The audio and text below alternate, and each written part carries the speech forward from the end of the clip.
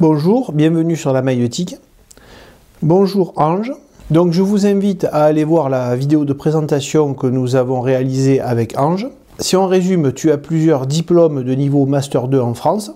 Tu as aussi des diplômes en Angleterre et dans ton pays d'origine à Taïwan. En grande partie, ta carrière professionnelle s'est effectuée dans le domaine du commerce international entre la France et la Chine dans le domaine du vin. Si je t'interroge aujourd'hui, c'est parce que tu as vécu dans les trois univers, la Chine, l'Occident, avec la France et l'Angleterre, et ton pays Taïwan. Donc il me semble que tu es une personne tout à fait appropriée pour nous expliquer ce qui se passe sur un plan géostratégique entre la Chine, Taïwan et l'Occident. Donc l'inquiétude actuelle, c'est une possible guerre entre Taïwan et la Chine, qui pourrait dégénérer en Troisième Guerre mondiale. Écoute, Joris, la première chose quand même à souligner, c'est que cette idée d'avoir une troisième guerre mondiale qui partirait de la tension chino-taïwanaise ne date pas d'aujourd'hui. Il faut dire que ça remonte dans les années 50, 1950. On pouvait s'en douter, il y a des racines historiques. Et justement, nous en avons discuté ensemble. Pour comprendre pourquoi nous en sommes là, il faut bien évidemment replacer le contexte. Alors, je commencerai par rappeler quand même un fait, parce qu'aujourd'hui en France, on a la perception de la Chine continentale comme une surpuissance politique, économique et militaire, et on le voit comme un gros bloc solide. Mais on sait qu'il y a toujours eu des tensions à l'intérieur de la Chine, et ce précisément pour le maintien de la cohésion de leur territoire. Il faut savoir qu'en fait, un aussi grand bloc de territoire n'est pas fait du jour au lendemain. La carte chinoise qu'on le voit, qu'on connaît aujourd'hui, était le résultat de l'annexation de différents territoires au sud, au nord, à l'est, à l'ouest, partout. Et le processus a duré quand même au moins un millénaire. Il faut savoir que la culture chinoise dominante, comme on le voit aujourd'hui, est principalement celle des Han. Han, c'est un peuple sédentaire, agriculteur, qui était originaire de la rivière jaune. Donc voilà, Joris montrera peut-être sur une carte la rivière jaune. Et à partir de là, en fait, cette culture a un grand rayonnement et son système politique de monarchie relativement centralisé l'a permis de faire des conquêtes successives. Donc aujourd'hui, je vais pas rentrer dans le détail, mais aujourd'hui, on sait qu'il y a les différents territoires qui représentent quand même certaines tensions à cause de la différence culturelle. Donc, je vais très brièvement évoquer les territoires des Ouïghours, les territoires des Tibétains et également en fait les ethnies minoritaires qui, enfin, en tout cas, sur la scène internationale, on ne leur accorde pas beaucoup d'attention, mais il faut quand même savoir que tout au long de l'histoire, il y a eu quand même des révoltes contre cette autorité centrale et basée à Pékin. Donc, si on résume, la Chine, qui a mis énormément de temps à constituer son empire, a encore des tensions internes entre ces différents territoires. Donc, je dis ceci parce que la Chine, il a quand même un besoin viscéral de garder une forte cohésion, de façon à ce que aucune question ne puisse être posée quant à son souveraineté sur tel territoire. Depuis toutes ces années-là, la Chine a toujours proclamé que Taïwan fait partie de son territoire intégral.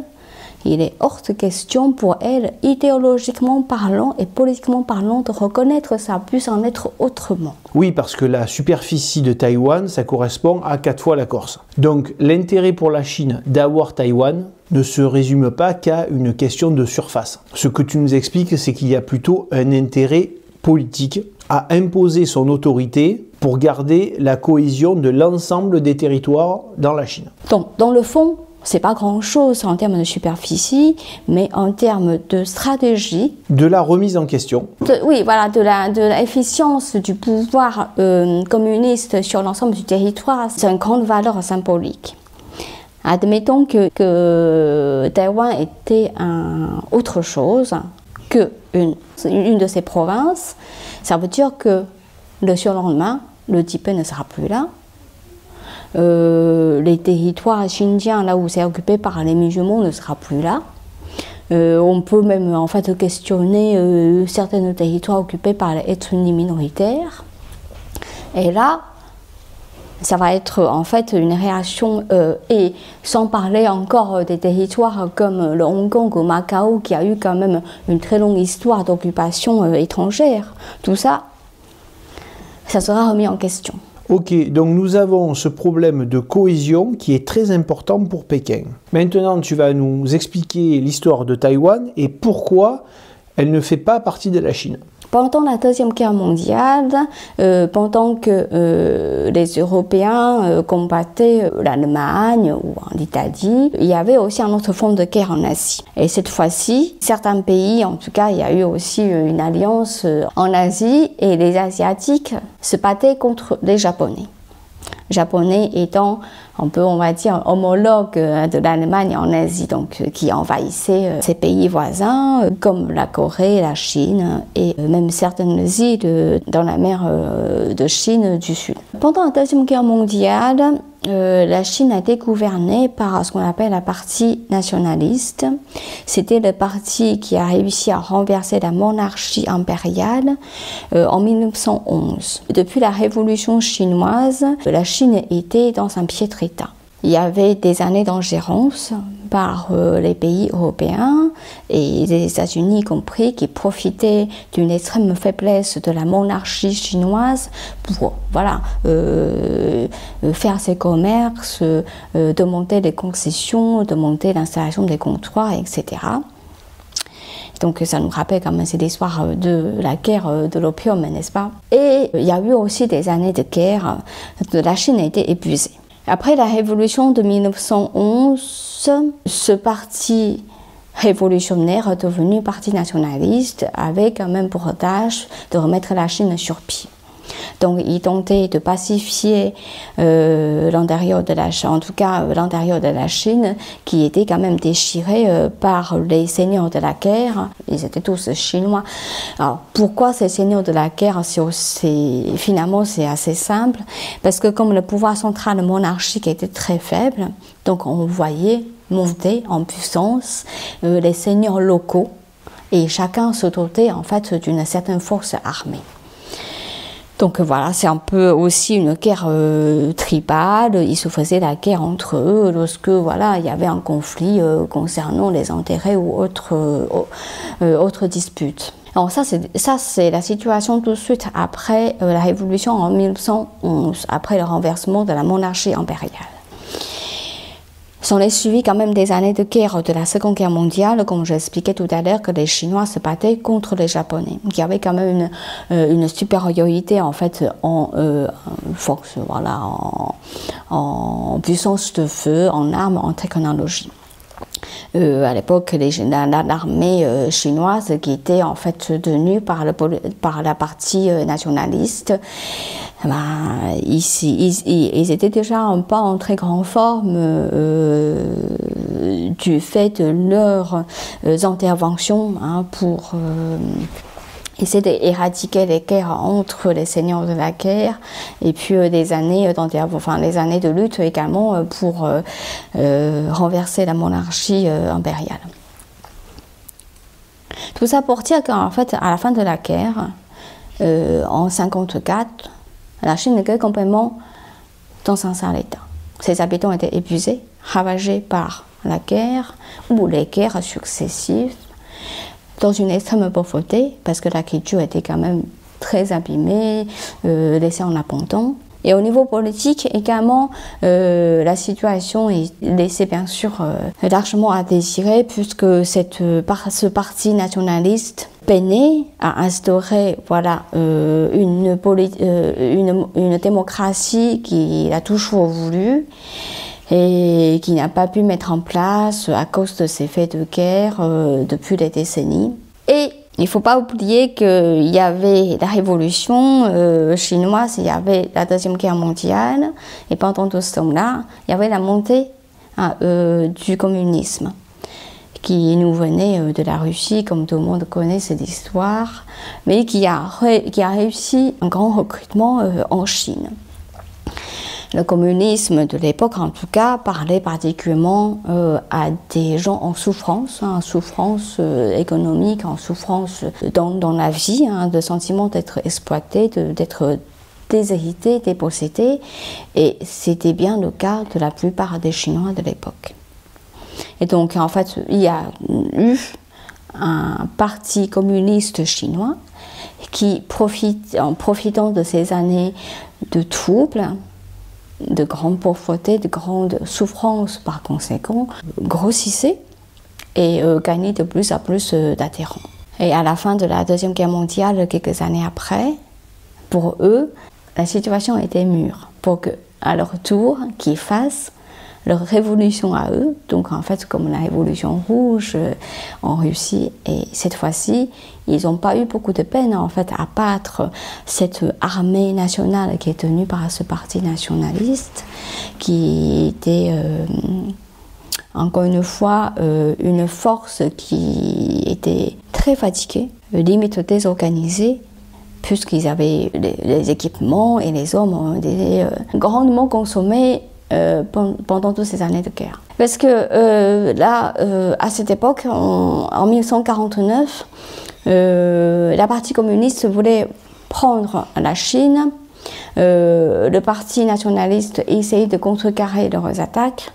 Et finalement, en fait, ils ont échoué. Avec le peu de force qui leur restait, et ben, ils ont décidé d'embarquer tout ce qui leur restait à Taïwan, dans l'espoir un jour de repartir d'un bon pied et de chasser les communistes de la Chine continentale. Donc en fait, sans doute le nom du général du parti communiste, du parti nationaliste de l'époque dirait quelque chose en français, c'est Chiang Kai-shek. Chiang Kai-shek, c'était le général qui a, entre guillemets, perdu la Chine aux communistes et qui, permettez-moi l'expression, un peu la queue entre les pattes, a ramené les hommes qui lui restaient, la richesse qui lui restait et tous les équipements qui lui restaient, et hop, il s'est embarqué à Taïwan, et en se jurant de mieux préparer cette fois-ci sa reprise du continent, voilà, sur l'île. Et heureusement ou malheureusement, en fait, ce Chiang Kai-shek et son armée n'ont jamais pu repartir. Donc ces hommes se sont enracinés à Taïwan. Et comme ils n'ont pas pu instaurer la démocratie en Chine, ils ont décidé de l'instaurer en tout cas sur leur terre d'accueil temporaire à Taïwan. Bon, j'apporte quand même une nuance parce que la démocratie qu'ils ont instaurée à partir des années 50 à Taïwan n'était pas la démocratie que nous vivons tous les jours aujourd'hui. C'était une démocratie quand même très teintée d'une autorité militaire, parce qu'en fait il était décrété en état de guerre à l'époque par Chiang Kai-shek, qui s'est fait ensuite bien sûr le chef suprême des armées et le président du pays. Voilà, donc Taïwan a vécu quand même des années dans une démocratie relativement timide, minorée pendant des années, jusqu'au début des années 90. Enfin, que toutes ces lois martiales et l'état de la guerre soient définitivement levés et abandonnés pour de bon. Mais néanmoins, il faut quand même rappeler que depuis toutes ces années-là, il y a toujours eu des élections. Le parti au pouvoir considérait que la démocratie, c'est un apprentissage. La démocratie, c'est aussi d'habituer l'habitant, de leur prendre conscience de ce que ça signifie, le pouvoir et les devoirs qu'ils devraient avoir. Donc, ils ont décidé de faire ça de façon très pédagogique. Donc, on commençait par les élections vraiment, on va dire, municipales, régionales, et ainsi de suite, ainsi de suite. Mais il faut quand même dire que les Taïwanais ont l'habitude de voter depuis les années 50. C'est très important ce contexte historique pour comprendre ce qu'il se passe. Actuellement, quand il y a des élections à Taïwan, est-ce qu'il y a plusieurs partis? Oui, aujourd'hui, il y a plusieurs partis à Taïwan. Donc il y a toujours eu ce parti nationaliste chinois qui est venu, qui s'est bien sûr largement transformé depuis son installation à Taïwan. Il y a aussi en fait la partie, on va dire, démocrate. Classiquement, aujourd'hui à Taïwan, il y avait deux camps politiques qu'on appelle les bleus et les verts. Les bleus étaient historiquement les partis nationalistes, hein, on va dire les successeurs de Chiang Kai-shek et ses suiveurs, même s'ils se sont quand même largement transformés, il faut le dire. Et puis il y a aussi ce parti qu'on appelle le parti des Verts. Bon, ça n'a rien à voir vraiment avec l'écologie, plutôt avec cette revendication de la liberté, Taïwan pour Taïwan, et que en tout cas, leur lutte première était de faire lever en fait cette autorité trop teintée du militarisme et de faire lever décidément en fait cet état de guerre et des lois martiales qui gouvernaient Taïwan encore à l'époque, qui entravaient quand même en grande partie la vraie liberté démocratique solide. Chose qu'ils ont réussi à faire dans les années 80, fin 80, début 90.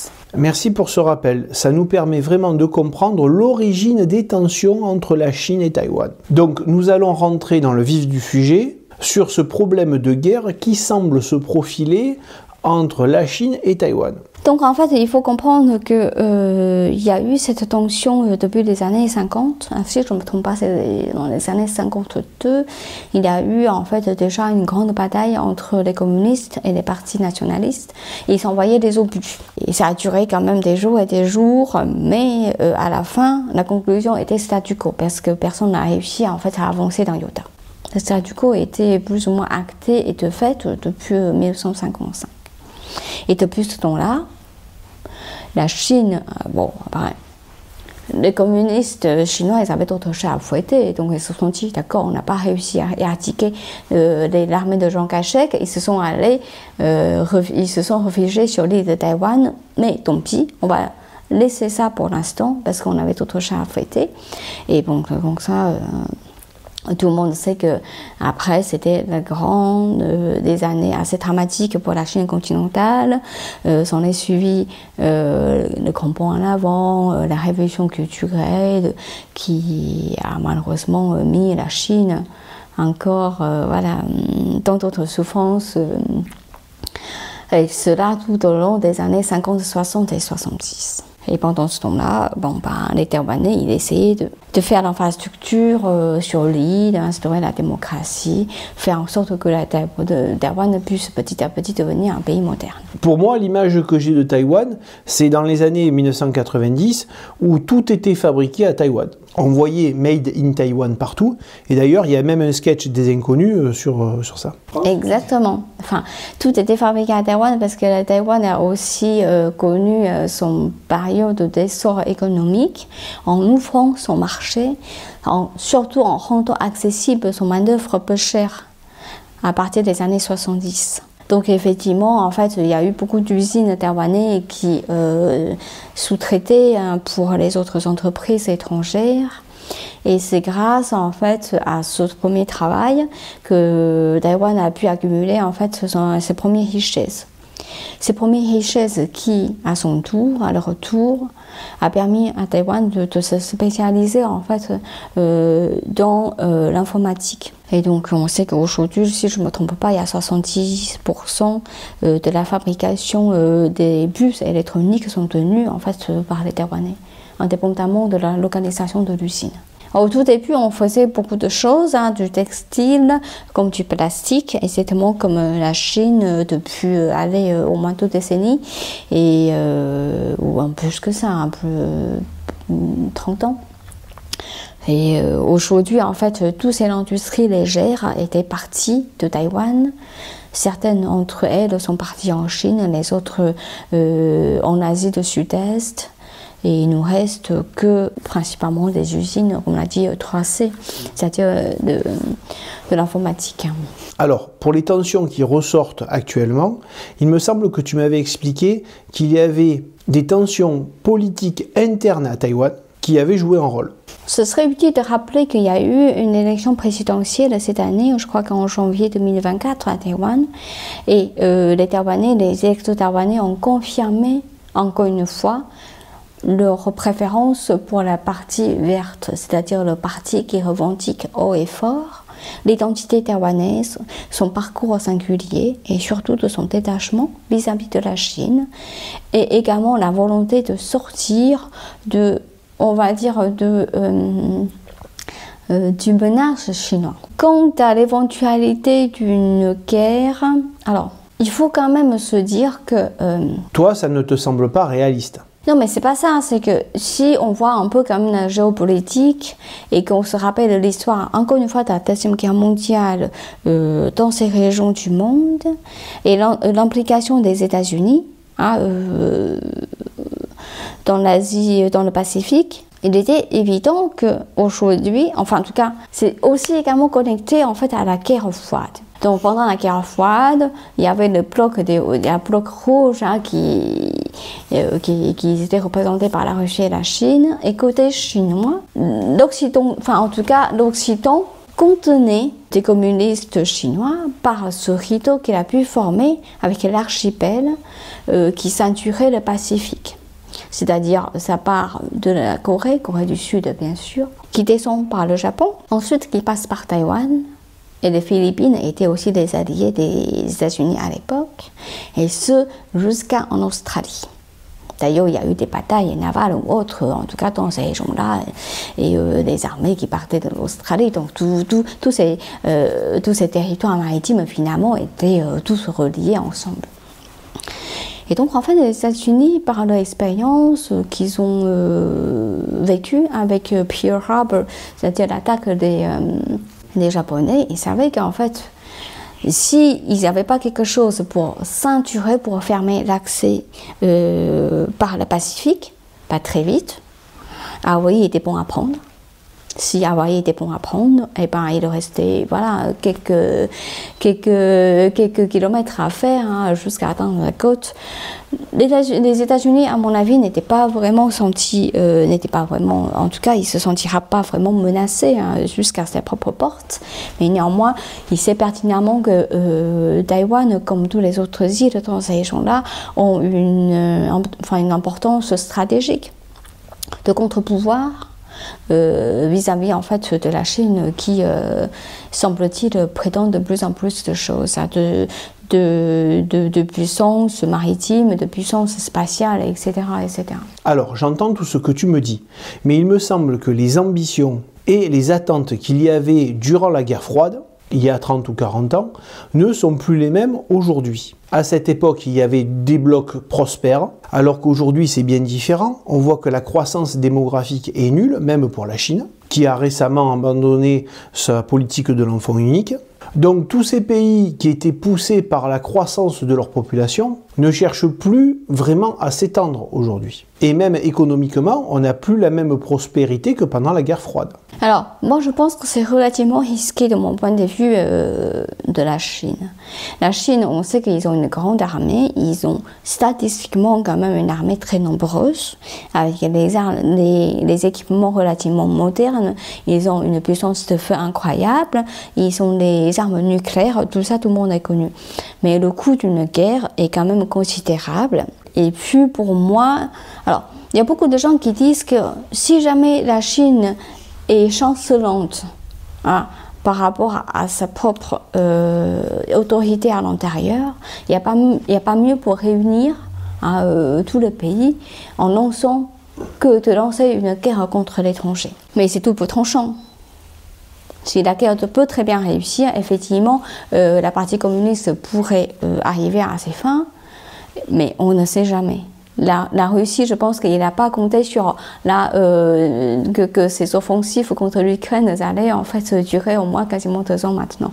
Donc on ne sait pas. Alors moi je le vois différemment. Et des échos que j'en ai, déjà s'il devait y avoir une guerre, ce ne serait pas une guerre historique entre Taïwan et la Chine, mais plutôt une guerre poussée par les États-Unis ou la Chine, Et cette guerre se ferait, comme elles se sont toujours faites, par l'intermédiaire d'un pays satellite, comme avec l'Ukraine entre la Russie et les États-Unis par exemple. Cela permettrait aux deux puissances, donc Chine et États-Unis, de s'affronter sans que ce soit un choc sur leur propre territoire. Tu en penses quoi ? Si, alors je ne pense pas que les États-Unis en fait interviennent particulièrement en envoyant ces hommes, mais il faut savoir qu'à chaque fois quand on a une élection présidentielle tous les 4 ans, donc c'est quasiment on va dire cyclique, que les Chinois, quand ils voient que les Taïwanais ont élu encore une fois un président, on va dire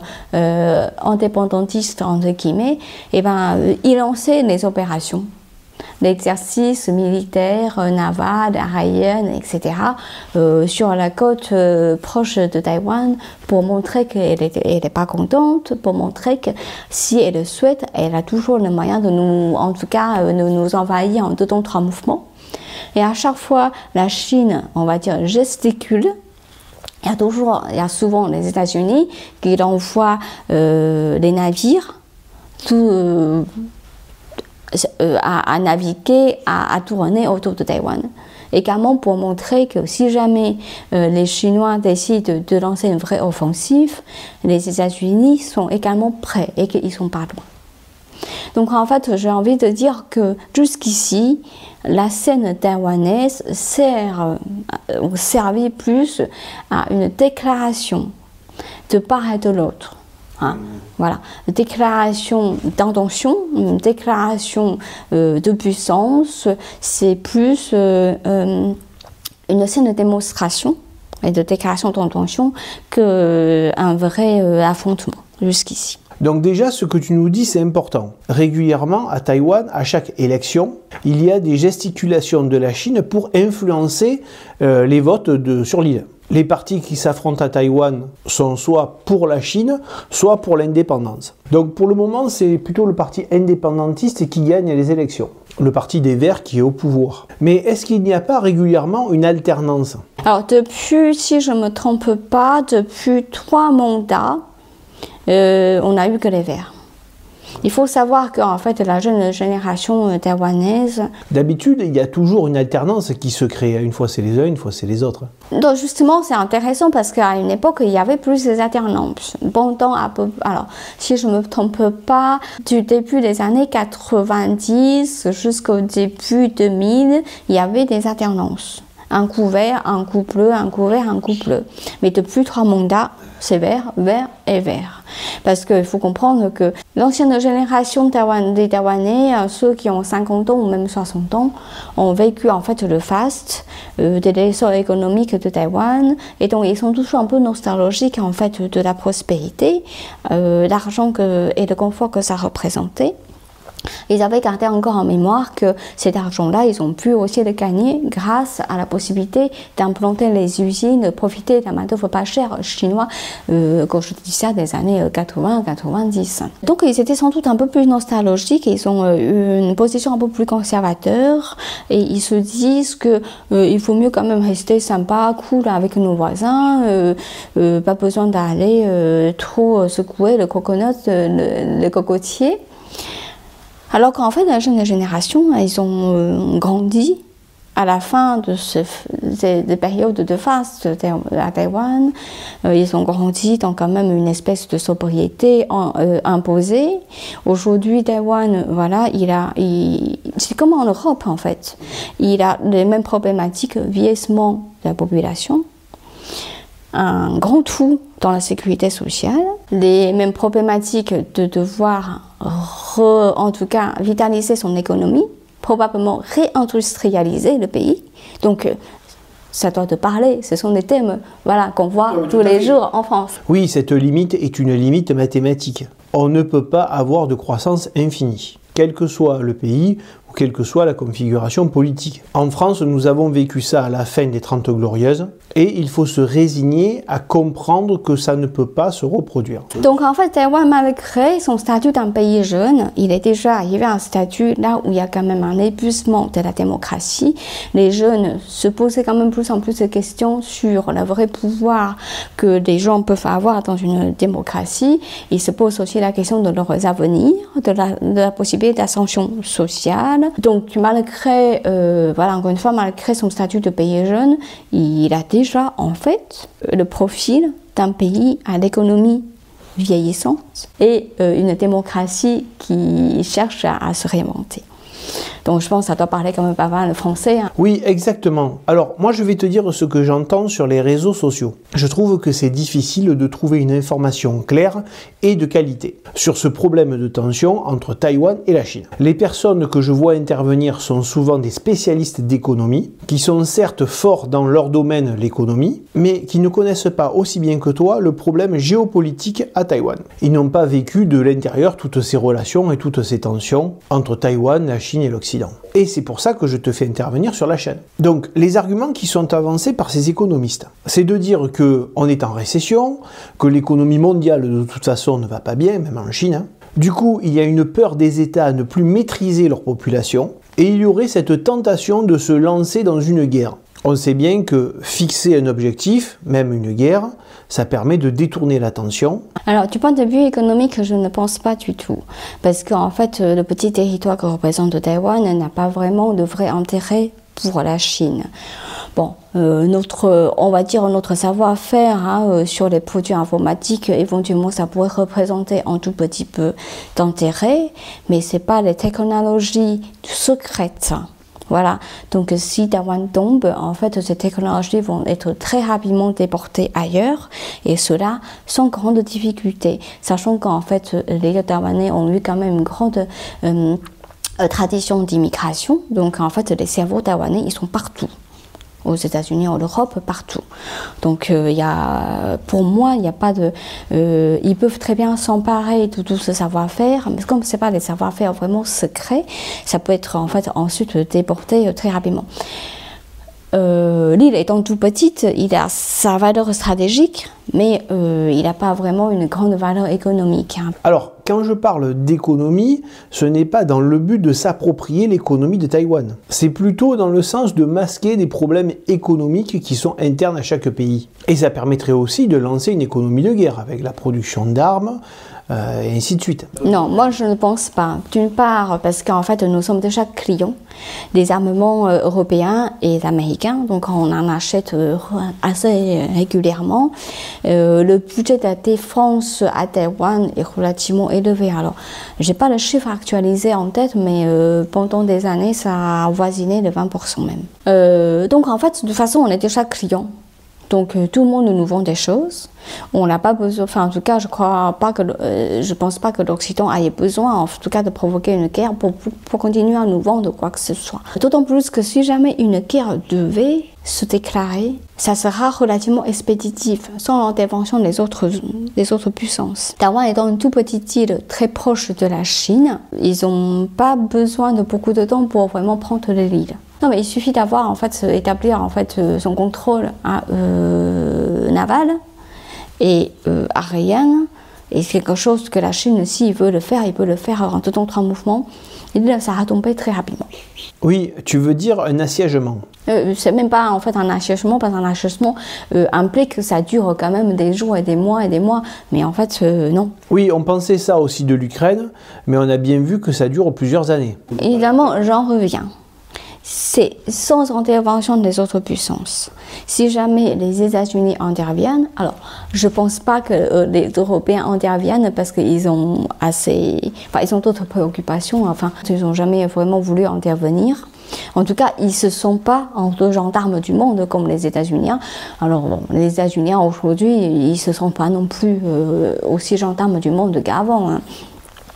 En tout cas, s'il n'y avait pas l'intervention des autres puissances, c'est sûr que voilà. Mais si jamais les États-Unis interviennent, oui, il y a un risque que ça dure plus longtemps. Alors, je voulais aussi te parler du déclencheur. On entend dire sur les réseaux sociaux que les États-Unis mettent leur grain de sel à Taïwan et donc qui cherchent à pousser à une guerre. On en a aussi entendu parler pour l'Ukraine en disant que les États-Unis avaient fait le forcing pour pousser la Russie à entrer en guerre avec l'Ukraine. Non, pas du tout, parce qu'en fait, contrairement à l'Ukraine, on n'a pas de projet d'adhésion à quoi que ce soit. On ne s'adhère pas à être un 52e État des États-Unis. On ne cherche pas non plus à poser notre candidature en Europe. Donc, l'Europe et les États-Unis n'ont pas le même, on va dire, on n'a pas le même rapport en tout cas. Donc je ne pense pas que... Ok, mais il n'y a pas un accord qui serait transgressé? Du genre, la Chine ne veut pas que les États-Unis vendent des armes à Taïwan? En fait, est-ce que tu vois un faux pas qui pourrait être fait par Taïwan, poussé par les États-Unis, et qui pourrait déclencher une guerre? Je ne pense pas. Je ne pense pas. Moi, je suis persuadée que si une guerre devrait vraiment se déclencher, ça devrait venir d'un besoin interne de la Chine continentale.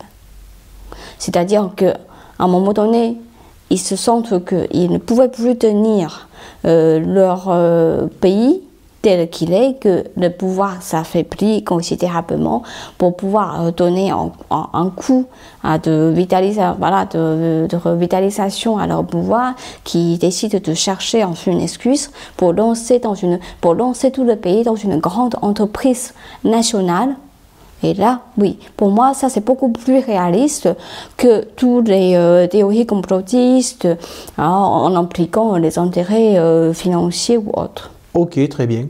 Donc pour le moment, le pouvoir à Pékin ne cherche pas à asseoir son autorité avec une guerre sur Taïwan. En tout cas, personnellement, je suis pas spécialement inquiète parce que, encore une fois, de mon point de vue, il faudrait que ça soit interne et qu'il faut quand même rappeler que la Chine, pendant toutes ces années-là, a très bien tenu sa population sous la cloche en contrôlant l'accès à l'Internet, en contrôlant la liberté de la presse et des paroles, etc.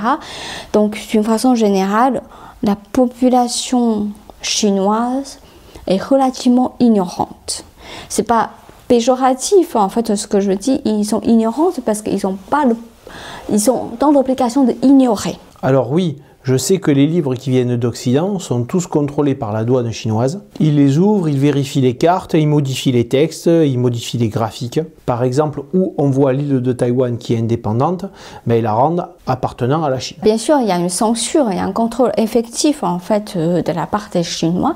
Donc en fait, la plupart des Chinois, on va dire lambda, ils ont toujours l'impression que le pouvoir est bien en place, ils sont bien implantés et que c'est le parole du gouvernement central, c'est la parole de Dieu, on ne se doute pas, et qu'on s'exécute à chaque fois possible. Et il n'y a pas... Enfin, pour moi, les Chinois ont très bien compris une chose, dès les années 80. Donc, c'est-à-dire Deng Xiaoping, il a compris une chose. Pour garder en fait un pays relativement stable, sous le contrôle d'un pouvoir autoritaire, c'est de 1, que le peuple mange bien, se loge bien, s'inquiète pas trop pour sa vie. Et 2, qu'ils ne connaissent rien en politique, en philosophie ou en d'autres théories de pensée libre. Et ils ont passé quasiment 40 ans, bientôt 50 ans à le faire, et ils ont très bien réussi. Je ne dis pas qu'il n'y a pas de pauvreté. Si, il y a la pauvreté, il y a les poches de pauvreté, mais d'une façon générale, il y a quand même beaucoup moins de Chinois qui sont, voilà, qui encourent le risque de famine ou autre. Et puis, comme ils n'ont pas l'accès à l'information, pour eux, Ben, tout va bien. Toi, quand tu es allé en Europe ou en Chine, est-ce qu'il y a quelque chose qui t'a choqué? Qu'est-ce qui t'a marqué le plus? Alors bon, moi j'étais relativement choquée la première fois que je suis allée en Chine de voir en fait à quel point leurs informations étaient contrôlées et sélectionnées par le pouvoir. Par exemple, ils ne voient jamais ou quasiment jamais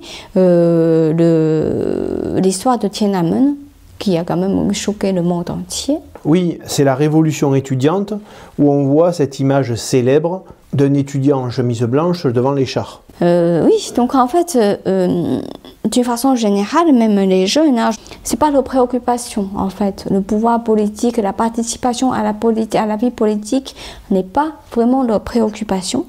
Leur préoccupation était d'avoir une bonne situation dans la vie, subvenir à ses besoins, à ceux de sa famille. Et si on arrive à faire ça, tout va bien. Oui, parce que le communisme de la Chine n'a pas suivi celui de l'URSS. Il y a eu une transformation et une adaptation du communisme pour ne pas suivre le même destin que l'URSS. Oui, mais bon, il faut quand même savoir qu'en fait, encore une fois, les nationalistes qui se sont réfugiés à Taïwan, ils avaient raison sur un point, c'est que la démocratie, c'est un apprentissage. Si on ne commence pas, eh ben, ils n'apprendront pas. Donc la Chine, c'est un pays qui était relativement à l'écart de la marche de l'histoire dans l'ère moderne par rapport au reste du monde. Ils n'ont jamais eu une opportunité d'apprentissage de la démocratie, même un simulacre d'apprentissage de démocratie. Ils n'ont jamais vraiment eu, en tout cas. Super, écoute, maintenant c'est bien plus clair. Notre échange ne garantit rien sur ce qui va se passer dans l'avenir, mais pour le moment, tu nous as donné une bonne photographie des tensions géopolitiques qui sont en action. Merci. Merci et au revoir.